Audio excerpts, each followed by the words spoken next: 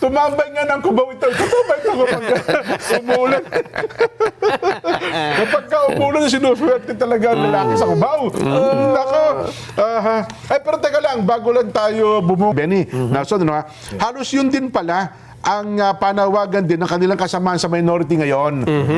Na kahit may numero na ang Gatchalian Group, sana ay magpalabas pa rin daw ng desisyon ang Korte Suprema. Hinahanap ko ito. Pero dito, ang may sabi naman ay ang kampo ni Senadora Loren Legarda. Yun daw pong petisyon na inihain nila sa Korte Suprema upang kilalanin at upang linawin ang mga usaping konstitusyonal kaugnay po sa takeover ng isang paksyon ng Senado noon pong June 3.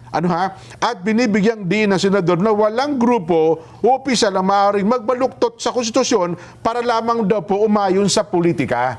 Tama nga naman, Sa kanilang petisyon, maalala po, hinihiling sa Korte Suprema na tukuyin kung naaayon ba sa konstitusyon at sa rules of Senate ang mga kaganapan sa sesyon noon pong June 3.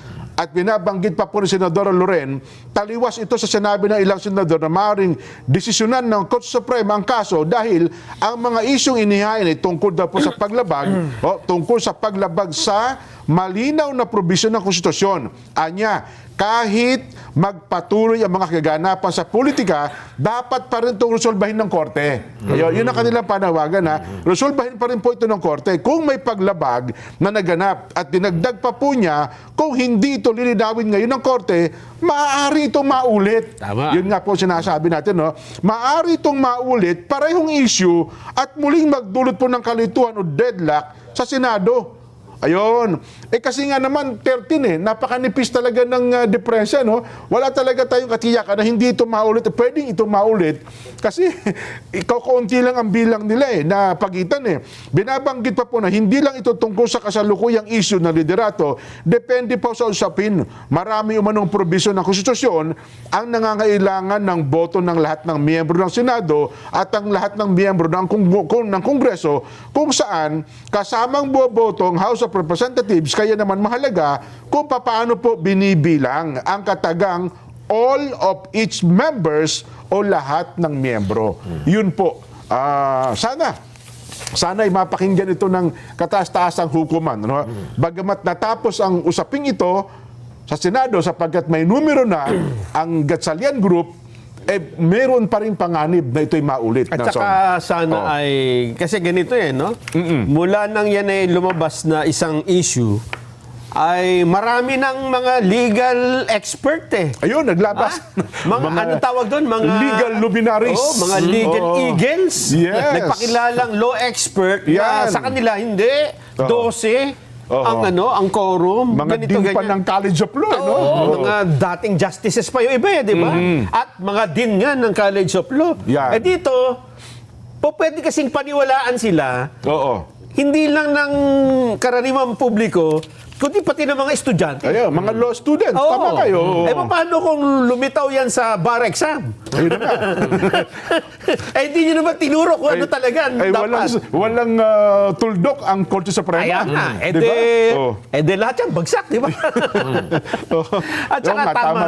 Aside from that, dapat lang kasi naging isang malaking usaping nasyonal At may panganib na maulit talaga. Mauuli. Dahil sa sitwasyong ito na talagang napakanipis ng pagitan ng dalawang grupo. Kaya dapat talaga tumindig ng mga maestrado at magsabing,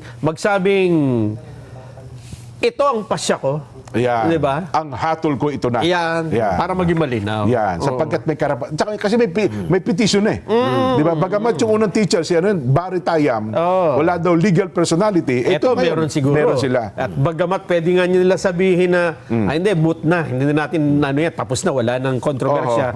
Pero hindi po Nananatiling kontrobersya hanggang hindi malinaw. Yan. Diba? Kasi maguguluhan pa rin yung taong bayan. Ano sa palagay mo, Attorney Benny? Yun nga masakit Tayong kahit papaano ay mayroong kaunting nalalaman sa batas at sa konstitusyon. At ayaw natin ipangahas. Nahilo tayong bigla Tama. At ayaw natin ipangahas. Correct. Pero yung mga hindi nga nakapag-aral ng college at high school graduate, abay abogado sa Facebook. Ayun nga. Ayun.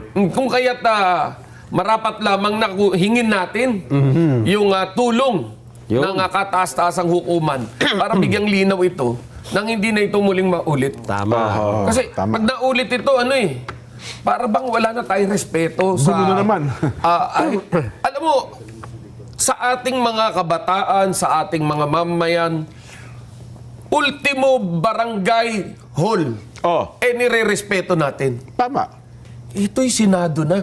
Yung konseho ng barangay, nire-respeto natin Ito'y Senado na. At makikita mo ano-ano yung mga pinagsasabi ng tao sa